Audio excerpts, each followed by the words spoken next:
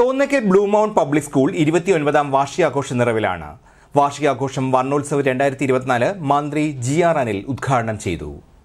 Thonnakkal blue mount public school 29ാം വാർഷിക നിറവിലാണ്. തോന്നയ്ക്കൽ സഭാ convention സെന്ററിൽ വാർഷികാഘോഷ പരിപാടികൾ വർണ്ണോത്സവ് 2024 മന്ത്രി GR അനിൽ ഉദ്ഘാടനം ചെയ്തു.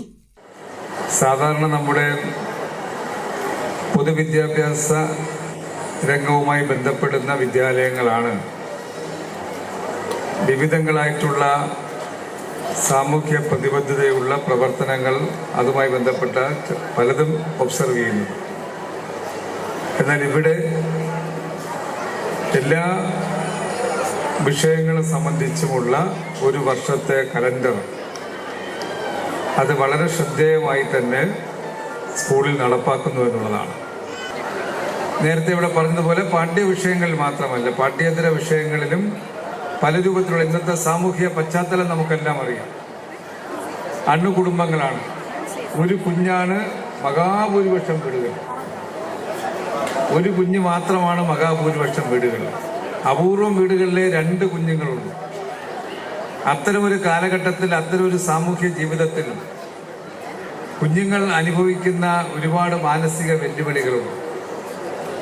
രക്ഷകർത്താക്കൾക്ക് പലർക്കും അറിയാൻ കഴിയാത്ത ഒന്നായിരിക്കും. രക്ഷകർത്താക്കൾ കുടുംബമായി സഹോദരങ്ങൾ നിരവധിയായിട്ടുള്ള ഒരു പശ്ചാത്തലത്തിലായിരിക്കും രക്ഷകർത്താക്കളുടെ ജീവിതവും അവരുടെ അനുഭവങ്ങളും എല്ലാം കാണുന്നത്.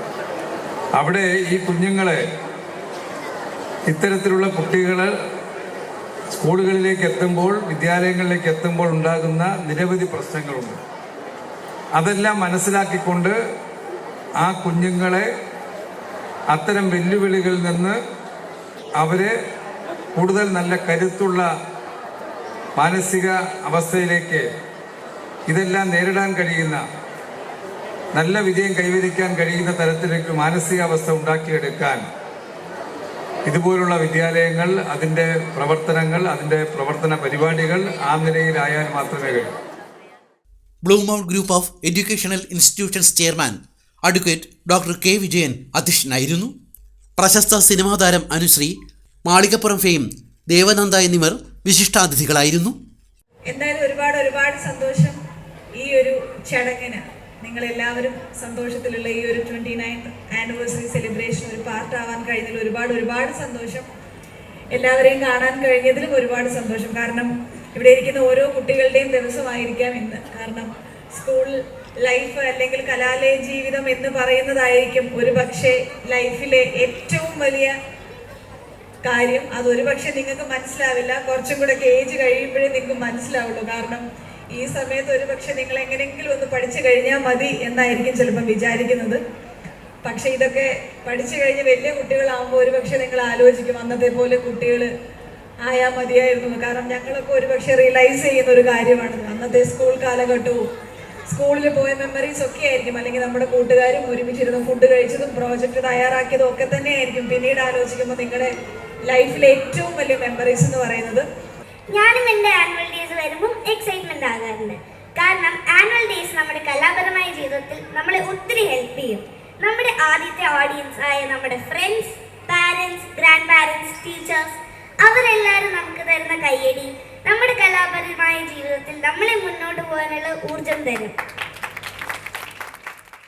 മുൻ മന്ത്രി EP Jayarajan, V Sasi MLA, school principal Delsy Joseph തുടങ്ങിയവരും സ്കൂൾ അധികൃതരും PTA പ്രതിനിധികളും ചടങ്ങിൽ പങ്കെടുത്തു. കുട്ടികളുടെ കലാപരിപാടികളും അരങ്ങേറി.